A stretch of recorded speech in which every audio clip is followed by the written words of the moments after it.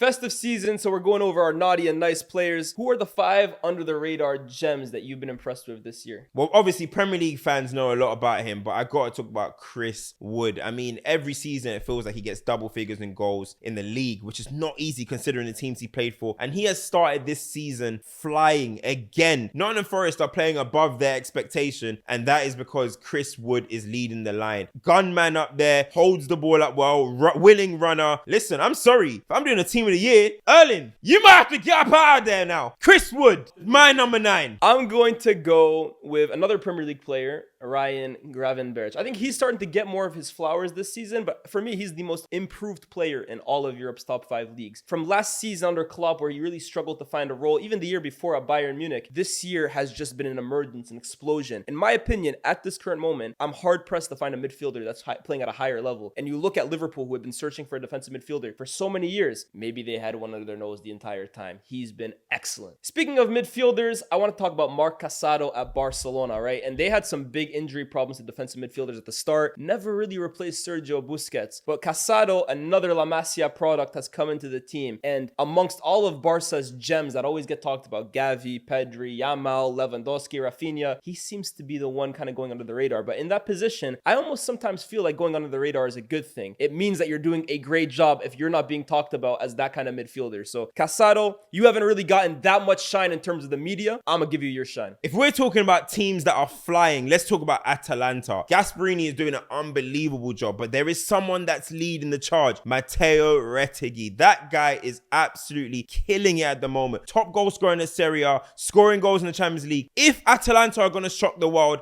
and win the Serie A, it's going to be because of this man. I've only got one problem with him. I don't like that hairstyle. Yeah, I need something different. And then finally, we always talk about 2 English players doing it abroad, and Harry Kane and Jude Bellingham. But this season, there's a third guy to keep an eye out for. Jamie Bino Gittins came from Manchester City's academy, but left at a really young age to go play for Dortmund in Germany. Does that sound familiar? Bino Gittins this season is having a real breakout year, banging in goals, creating chances, and it's not even just the number of goals, it's the fashion in which he's doing it. Go check out the goal he scored in midweek in the Champions League. Go look at the goal he scored against Bayern. He is picking up the ball so deep, dribbling past players for fun, finishing with such clinicality. Bino Gittins looks like one of the most feared young players in Europe this season. Dare I say it? He's looking a bit Vinny-esque.